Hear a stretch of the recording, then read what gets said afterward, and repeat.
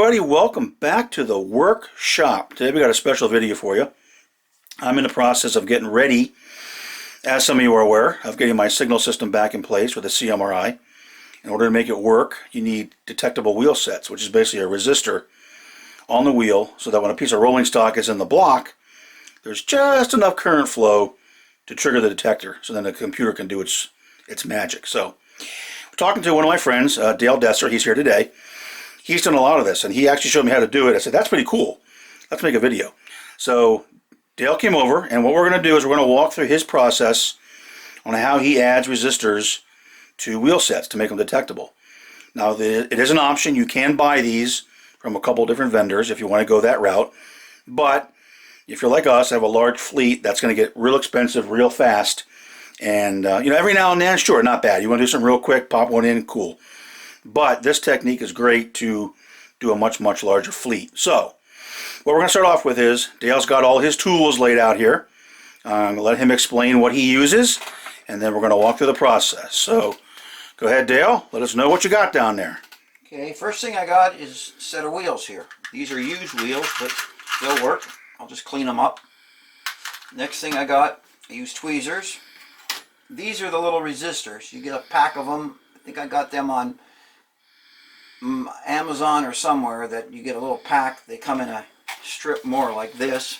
Okay, yep. That's just cut off enough. And what value are you using for your resistors? I'm using 22K.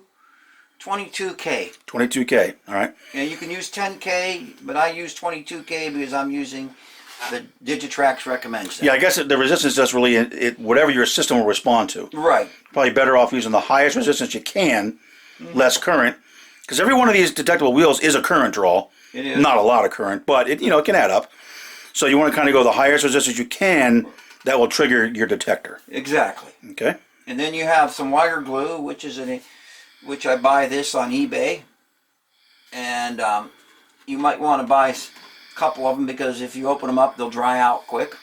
Okay. And it's a little gooey, but you mix it up. And what it does is you put the resistor on the wheel, which I don't. I'll grab one over here. I have a set of resistors here. Let me bring them over here. You're gonna roll off. Oh, he made it. Look at that. Okay, this is a wheel right here. Can you see that? Zooming in on it. Yep, looks okay. Yep. That's a finished wheel. Here's one in the middle of an axle, which it's a plastic axle with metal wheels. All right, hold still there. Let me try to get. Okay. It's really. Let me put this behind it. You might have a.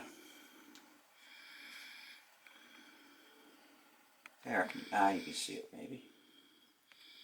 Yep, I think it's okay. Use the wire glue to go between the resistor and the metal part of the wheel.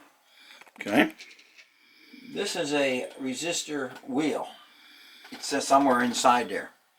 That's a commercial one then. That's commercial. Okay. Yep. The rest of them are all on the axle, just like this. This is Intermountain wheels. Now, what I do to make these work. What about other tools you got here? Let's just. Okay, other tools I got here. And then we'll get into the actual process. Sure, I'm just getting ahead of myself. Yeah, just too excited to show how you do it. I use these little wooden 1/2 inch by 3/8 sticks because that's how I line the wheels up to dry. I have a set of files here. I just use really just a flat file.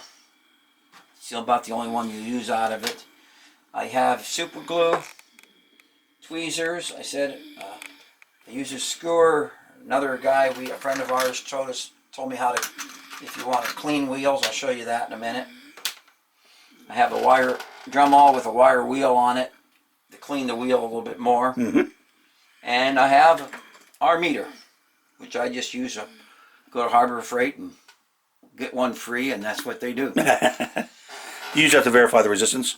Yes, yep, after the wheel. Yep. And then I have a white piece of paper because when you put these out, you got to be able to see them. Yeah, those resistors are really tiny. So if you sneeze, they're going everywhere. And that's the wire glue. That's your thing of wire glue. That's all I use. Okay. All right. So why don't we go ahead and get into. And I have a block of wood. Sorry about that. Okay. A famous block of wood. Because what it does is it holds the block of wood with a hole in it right there. Aha. And it keeps the wheel from You Oh, put yeah. the resistor on. Okay. Also, when you file it too, so you're not pushing it on. Right. Okay. Because some people, I like to file them because the fact that I want to make as much contact as I can. Mm-hmm. So. Okay. Let's get into it. Okay. The first thing we'll do is we'll grab a wheel. This one's already cleaned. I won't show you the whole process, but you got to clean all that. Your used wheels gets a lot of this gook on them.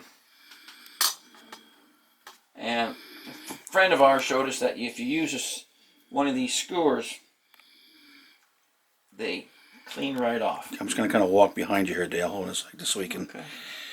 Do. I'm over your shoulder, man. Okay. I'm gonna get in the light here. Just clean that gook off. You can see that little coming off there. You can see this coming off. These are some of my used wheels. Get new wheels and you don't have to do this. And then you take the Dremel tool and I just go around the wheel real quick. Just to shine it up a little bit. Maybe a brass one will be better wheel, but I have this metal one on there, so I'm just using it. Yep. Get it nice and clean. That way it picks up on the track. You'll notice they'll get dirty after a while if you run your trains enough. Which we all should be doing. And then you take this flat file right here, and where you want to, and you see the insulated side right here. Let me zoom in on that there. Let's see. Okay. Okay, your hand's side. on the way. Okay. Nope, still. No, let me stick it up like that. All right, there you go. Oh, that's it. See the insulated side right here. Yep. That's where you want to, I take a file and I clean off, I shine the brass so everything makes contact good. So you're cleaning the axle now. Right, I'm cleaning the axle. Just rough it up a little bit. And then I take it, I have this block and that's why the holes are in it. I'll take this and I'll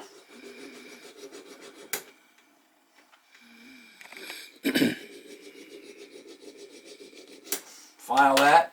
And if you can see it now, it's shiny there and it's shiny there. Let me zoom in there. Hold on. Okay, I think we're doing good. All right. And then I have an old pallet here. And I'll drop a little bit of super glue onto it. That's what I use to put the wheel on. And now these resistors are real fun. If you don't have something white, you'll lose them. Here we go. I found that out enough. You peel this tape back here. And these are pretty cheap, Dale, right? When you buy them in bulk like this? Yeah, I bought 5,000 of them for, I don't know, less than $10 probably. Yeah. Mm-hmm. Might have been eBay I got them on, but somewhere I got them. Some electronic house on eBay was selling them. There they are. Like little fleas. Yes. Now comes the fun part. You take, this is what, let's move this one out of the way again. You have, let's move this out of the way again. You have your resistor and your wheel glue. I'm probably not going to be able, I'll show you after I'm done. I got to concentrate on doing this. Yeah, let me see. I'm going to try to move a little bit so we can... Sometimes you have a little extra language you say when you... Oh, I'm sure of that. Yeah, I'm looking forward to the harsh language you're going to hear if I was doing this.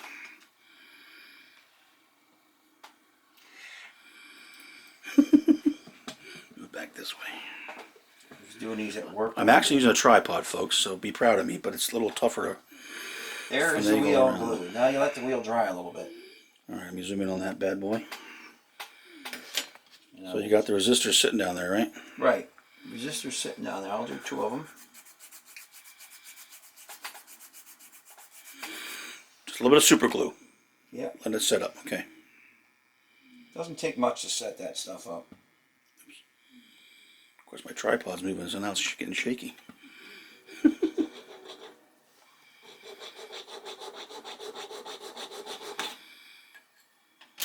Take this. You want want it cleaned up where the...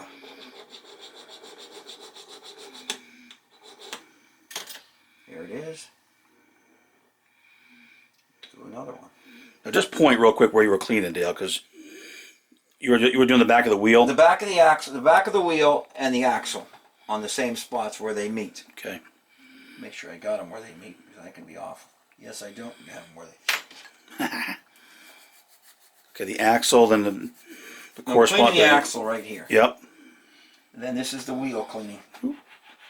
Okay, so wherever the resistor sits, got a nice clean contact on both Right. the axle It makes better for the wire glue. and on the back of the wheel. It's the wire glue that I like that puts it on there. Some people put, I just put a little drop, just put a little super glue like this. And stick it on there. Now this one's all set here. So you just set it with the glue against the wheel. Just like that. For now. Yeah, I can show you. Okay, so this, sorry, let me zoom back out and look at the other wheel. Let me try this for a minute. See if you can see that. Hold on, where are you going? Right here. There you are, okay. Zooming in there. Ah, it's getting blurry. Can you put your hand behind it or something like that? And maybe that'll help. Let me hold this and see if I can put this behind. Can you see it now? I think I got it. Yep, I think we see it. Okay. We'll find out in editing. Okay. There it is right there. There you go. Okay. All right. So you put a little super glue. Yep. To the back of the wheel. Initially. I don't put the super glue on the wheel itself. I dip the super. Right on the resistor. The resistor and then put it on half on the wheel, half on the axle. So there's okay. Super glue's on both then. Right. You get it on both behind sides. Behind it, sometimes it's even hooking to the insulation. Because it's probably so darn small you can't avoid getting some super glue everywhere on that little resistor. It's just that. Just what you do. Okay. Got it. So now, and now comes the messy part. It's not messy, but it can be. See if this stuff's any good. Yep, that stuff's still good. I know I had one that dried up a little bit, so I added a little alcohol to it, and it seemed to thin it out. Because you got to stir this stuff, or it doesn't work worth it. Everything settles on the bottom. It's like a... Use the cocktail stick.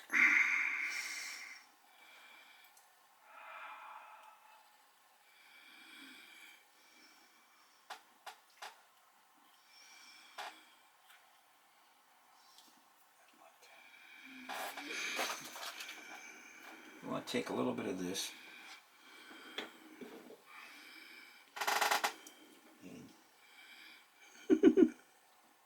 Newer stuff will work better.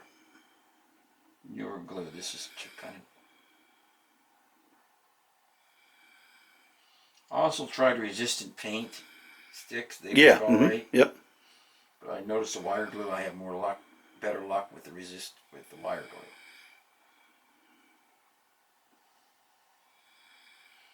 All I'm doing is touching. You can see it. Let me try this again.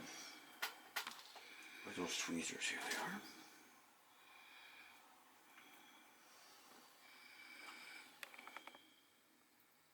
Only place I'm touching is at the end of the at each end of the resistor, and making the wire glue go from the paint to the resistor. Okay, turn it a little bit. Turn the whole wheel axle so it's I'm looking at it sideways. There you go. Okay, there we are. Perfect. Okay, let me zoom. That's the most I can zoom. Okay. Yeah. So you got wire glue, resistor to wheel, and resistor to axle. Right. Okay. And we'll do another one here. See, it doesn't take long for that super glue to make it hard, and they're pretty rough too. They stay on there pretty good. Now, have you ever done it without the wire glue? I've tried to do it with resistant paint, but it doesn't come out of those paint pans. Mm-hmm. Those resistant paint pens or whatever Pens, you call yeah, pens. yep. But the problem is, it's hard to control it more. Okay. So you always put the wire glue on it. I just use the wire glue. That's Okay, what I got gotcha. used to, and that's what I use. Yep. Here, it's just real easy.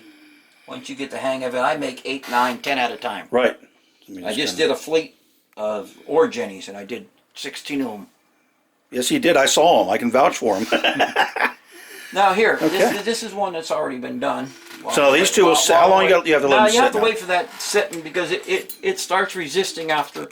It will show higher ohms. What you want to go is that's right there, and you put it right here. So you're going wheel to wheel. Yeah, it's not working. That one. Sometimes you may not get a good resistance out of it. That one might have not have. That's probably why that was in there. Let me see if this is. If that's working. Let's try more. Hold on a second. Let me pause, folks. All right, and we're back after the rude telephone call. Okay. Okay. This is one I did, and what you do, because it dries, it takes a while for that, and you get in 22K. This one I did a while back, and when I go to do it, that's why it was in the other box, because I'm not, nope, 22K. 22K. Must have had a piece of dirt on its wheel. Yeah. This one too, should read about. See this one might have not have enough wire glue on it or something because it's not reading. That's not reading, right. We'll put this over here. Yeah, don't put that on a car. Right. Well, you could. It just won't do anything. Right. That's why. Well, you can always put some more wire glue on it, and you'll pick it up. This is one we just did. You'll notice the difference in the reading.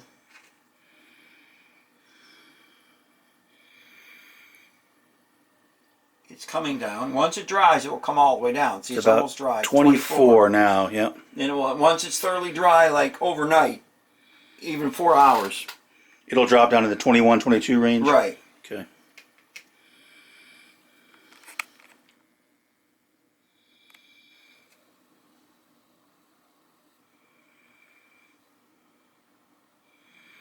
You had it. You just might have to. Yeah, I know.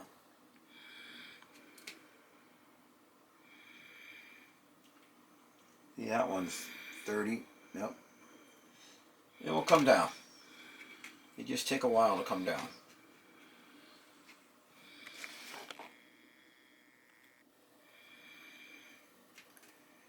That one looks a little bit low, Dale. 4. Yeah.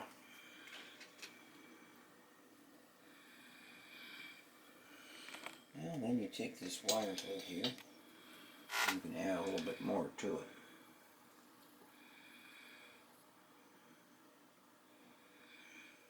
So you normally let them wait dry overnight. Yeah, let them Usually let them go overnight and then 3 test to them 4 again. hours probably. At least 3 to 4 hours. Okay. And I was doing a bunch of these at work because I get over 300 of them on my railroad. Yeah. I was doing them at work, working third shift. I do 20, then go out and do some Oh, work. it's on video. Don't say that. We don't want. That was years ago. Okay. No. I work very hard on third shift. I did at one time. Mm-hmm. Oh, they knew it was that or watching the TV. That one's not good. Yeah, that's the Bennett's bad. Yeah. And we take the normal one, because some of these aren't even, when you get these from the factory. So that's a commercial one. That one's like 18 right there. 18.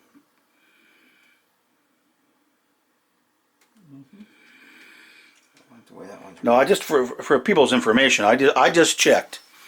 Logic Rail Technologies, where I bought some before.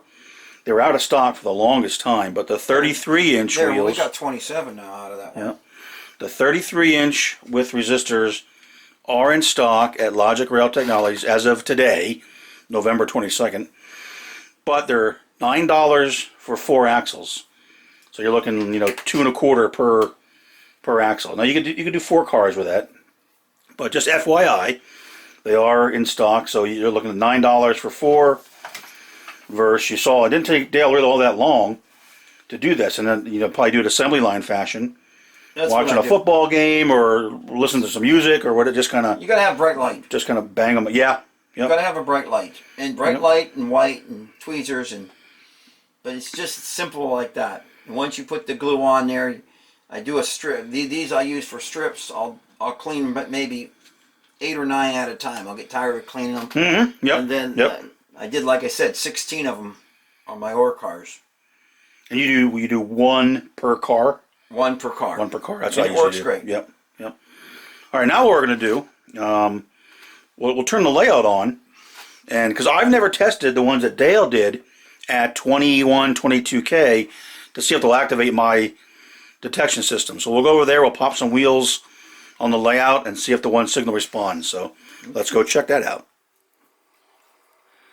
Okay, over here at the layout, this particular signal here is approach lit. So it's going to be dark until it detects something in the block preceding it. So what I'm going to do first, just to show you, I'm going to take my finger, I'm going to lick it, and put it across the rails. And ba-boom. You can see the signals go on. And by the way, they're both approach because the signal next is red. So it's designed to be approach. Oh, anyway. So, take my finger off, computer runs, and it drops a signal. So now, what we did is we tried a couple just the wheel, and it's real. They're really light. So, Dale had the idea, put them in a truck. So we did. We put them in a truck. And I'm going to take this truck, I'm going to set it down, and boom, lights go on. Even then, you need a little bit of weight on it. As I roll that, you see, it doesn't have a car on it, so it will lose it. But, go ahead and push it down there over there, Dale. We're just careful. There it goes. Yep. So, that's it. And this is at 22K, which, for my detectors, I'm using the Bruce Chubb DCCOD detectors. They actually recommend 10K. So this is a lot higher resistance. And I could change the sensitivity of the detector. You see how they go off without the weight on the truck? Now if I push down on the truck, there it goes on again. So this is a really high resistance for my particular system. But it does work. Now if I was going to do a whole bunch of, I might go with a 15K or something like that, just because it's designed, you know, that resistance is a little closer to what they recommend for my particular. See, it keeps going off if I take the weight off of it. But if I had a car on it, it doesn't take much. And, I'm rolling it, it's definitely going to work. So that's how that works. Now if I take it off completely, then the program runs and the signals drop. So that's it. So you saw how quick it was. Really not that hard. It's just a matter of what resistance value you want to use based on your detectors. And sit down, afternoon, football game, basketball game, ballet, whatever turns you on, bang out a bunch of these. So Dale's got a couple closing tips for how to set these up on the cars. We'll go back to the bench and show that, and then we'll wrap it up for you. Alright, back here at the bench with one of my cheap old train show freight cars that I bought to practice weathering. And Dale's going to give you a tip here on how to install the trucks with the resistor on the axle. Go ahead, Dale. Okay, first thing, you got the resistor on the axle here. It's on the side. This is a metal wheel with we put the resistor on the side. If you put it this way, facing the coupler, it's going to interfere with the way the coupler goes on, with the coupler box. Coupler box, yeah, yep. And then, so I always make sure the wheel is behind there, so you don't have a problem there. Yep. Also, take this off for a minute. And I got one here that I built a while. This is like, some of your wheels will not fit into, like, see, that one doesn't even fit into a. Oh, that's how loose that is, yeah. That's for maybe an Atlas or something. Oh like boy, that. yep, it's There it out. goes. It's gone. It's gone. Well, whatever. You got to watch when you put these in here too, because they won't hit the center of the. Oh, the actual beam. Okay. Right. Yep. Just be careful when you put them in. Yep. Because you'll wonder what's stopping it. You know what I mean? Like here, you got plenty of clearance here, but some of them you don't. Yep. So, Yep. Okay. and then, like I said, this is like a wheel that probably went on an Atlas car. It's a little different, and you have to point it, glue the resistor in the middle, and put wire glue on each end. Oh, okay. Okay. Yep. Now, I'm just curious. When you do this, do you like always put it on the brake wheel end of the car, No. or you just throw it on, just like, okay. Yep. Yep. I'm just, not that that would really matter, but if you wanted to ever check a car, if you always looked at the brake end, okay, I know it's always going to be on the B end of the car, but I can't always remember. tell by the turning it over. I know where the resistor. And you is. look at it, you can tell. Yeah. Right. Yep. Yep. Okay, so there we go, folks. So that's the recommendation and how Dale does the adding resistors to his wheel sets. I'm probably going to try it myself. I may get like I said, I might get a smaller resistance just for the detectors that I'm using on my particular layout. But same technique. I might actually try some with. Dale's been kind enough to give me some of his resistors, so I can play with it a little bit, give it a shot. So there you go. Try it out. It works out very well if you need detectable wheel sets. So thanks a lot to Dale for coming on over and showing us how to do it. And more updates and workshop tips to come. So thanks for watching, everybody, and we'll be in touch soon. Okay, to wrap the video up, just thought I'd show a couple real quick web pages where you can get some of the items we talked about in the video. And to start off, into YouTube, obviously we are not the first ones to do this, and there's plenty of other videos out there on adding resistors. So if you're interested, you can just do a search in YouTube and you'll come up with a couple other ones to look at, to tell you how to do it. Looks pretty similar to what Dale does, but there certainly are other options out there. Now, to buy the resistors themselves, there's many options. Here's an option on our favorite eBay, 15K ohm. You can see the prices, relatively cheap. So I can get 4 packs of 50 for 90 cents each. So that's pretty inexpensive. If you trust Mauser Electronics, they have 100 for $3. Again, very similar prices. Here's Arrow Electronics. Here they're $4.79 for 100. So there's a lot of various places, maybe even Amazon. Just do a search and see if they come up to buy these particular resistors. So they're out there, many areas. If you get lazy and you may want to buy wheel sets already with resistors, they're out there. Here's Logic Rail Technologies, and this is where I just did purchase some from them. They have the 33-inch in stock. They have the 36-inch out of stocks, but the nice thing about this is you can just click on it and it tells you whether they're in stock or not. Now you're talking about 2 1/4 per wheel, and I did ask them. They do use Intermountain wheel sets, so it's an option if you want. So I did, and I bought several packs to have just in case I get lazy. There, of course, there's other places you can buy the resistor wheel sets. Here's Litchfield Station, if my internet decides to work. All right, so here's detectable 33-inch wheel sets. Again, they're also looks like Intermountain, and they're about $2 each. Yeah, a little bit cheaper. Now, I don't know if they're in stock here or not, but that's you can contact them. The nice thing about Logic Rail, they tell you whether they're in stock or not. So, just to wrap up, that just kind of shows you the options on the various sets. And again, thanks very much to Dale for coming over and showing us. And there's lots of other YouTube videos, and I'm sure print magazines as well, that have gone through it. But thank you very much for watching. Do appreciate it, and have fun adding those tiny little resistors to your wheel sets.